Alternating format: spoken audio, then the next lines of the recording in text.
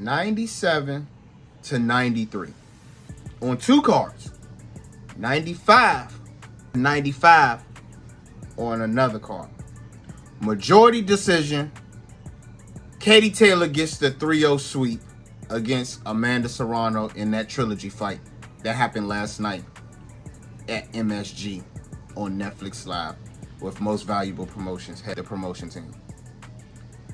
It was a great fight, and we're going to get right into it. Katie Taylor edging Serrano on 2 fights. The fight that happened in November under that Mike Tyson card, I think Serrano got that one. But Taylor was the winner. I'm not a judge. I don't even know what they be judging on sometimes when we watch different fights, not just this one. But the only discrepancy I got with the fight from last night was the 97-93. I think it could have been closer to that.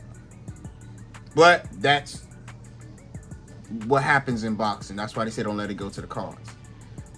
Amanda Serrano and Katie Taylor end up having the same punches landed. Mind you, they threw a lot less punches, probably about 50% less than what they did the other 2 fights. They fought a more strategic fight.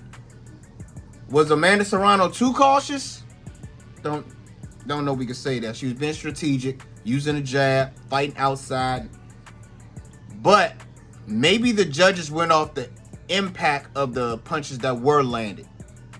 Katie Taylor punches might have seemed to the eye right in real time, they were more effective than the flurries that Amanda Serrano would throw and connect with Katie Taylor. But unfortunately, Amanda Serrano lost again against Katie Taylor, and that book, from what they are both told, is closed. We don't even know Katie Taylor's fighting again. But one thing for sure, she said she's not fighting Amanda Serrano again. She punches too hard. So she gives her her props. And for them ladies to go 30 rounds in all, 3 fights, all go to the decision. Shout out to both of them. It was a great night for women's boxing. With the headline of that, you had the co-main event, Alicia Baumgardner going against Jennifer Miranda. And Baumgardner, she fought in 2024, but that fight had stopped because a clash of heads had to stop. I believe her opponent had a cut, and they had to stop the fight. So there's a little ring rust with Alicia Baumgardner, and you saw it in this thing. She said she gives herself, I think a B+. She knows she could have did more. She's fighting out of Dallas, Texas, under Derek James, a great trainer. So Alicia has some things that obviously she's going to see from this to work on. She was victorious, but she has some things she has to work on.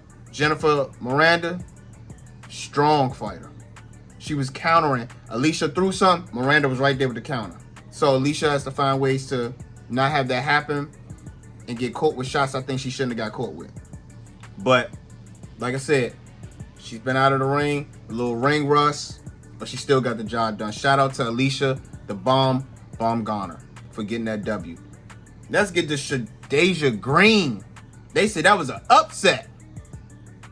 I think they said the money line was like, what, plus 650 for her to win? But she won against a tough Savannah Marshall. No, 95-94 on one card, 96-93 on the other 2 cards. Savannah Marshall didn't agree with that because Shadasia Green got a point taken away, I think, in the 3rd round for excessive holding of the arm. Referee Thomas, he gave her a stern warning, I think, in the 2nd round. In the 3rd round, he gave Shadasia Green a point deduction for aggressive holding of the arm. So Savannah Marshall didn't feel that, you know, she's like, granted, even if I lost, but you know, you only got me winning 2 rounds. That's not right. You give me 2 rounds. I think Shadasia Green did enough to edge it. I think her punches were more effective. One time, Savannah Marshall caught Shadasia Green. Shadasia Green was like it meant Nathan. Smell like that? And Shadasia Green from Patterson, New Jersey. What's that, about 20, not too long, 20 minutes, something like that? Maybe a little more from where they was at. But able to get that W. near her home. Stayed humble. She said this was 20 years in the making. Her mother said she would not help her with boxing until she brought back a degree. That shows discipline. She went to go do something, came back, and still conquered in boxing. Now she got her eyes set on what some consider the GOAT. One of the best of all time. Claressa Shields. Claressa Shields has a fight July 26th in her hometown. Could that be the next fight we want to see? Shadasia has 11 knockouts. Out of them 16 wins, 11 have been knocked by knockout. The only difference between them two, on their record, Shadasia has a loss. Claressa doesn't. I mean, obviously, Claressa been in different weight classes and all of that, but who y'all got if they was to fight? Is that a fight y'all want to see? Or you think Shadasia may not be ready for Claressa? Let me know. Then we got to go to the opening. Ellie Scotney. She defeats Marcato by unanimous decision. 100-90 on one card, 98-92 on another card. One of them had Scotney winning the whole time. I think Scotney, that fight was a great fight as well. I think she was just more active. She seemed more comfortable with the way she was landing her shots. Marcato looked like off balance a little bit, fatigued. Scotney, if you not hip to her, if you watch that fight, I bet you hip to her now. She's the champ. Shout out to her, and I can't wait to see what else she has going on. But we got to give it up for MVP putting on a stellar card. Netflix. Wasn't no blemishes or issues like it was with the Mike Tyson fight. Thank y'all. Great fight. Thank you, Amanda Serrano and Katie Taylor, for 3 great fights that will go down in women's boxing history and in boxing history, period. Shout out to Jake Paul helping these women get a payday they will forever remember and putting a stamp on it that women's boxing is entertaining. I'm a fan of boxing, so I watch all boxing. But if you missed it, go watch it. It's still on Netflix, if I'm not mistaken. Go watch it. Great card from beginning to end. The only issue I had was waiting 40 minutes for the main event after Alicia Baumgardner fought.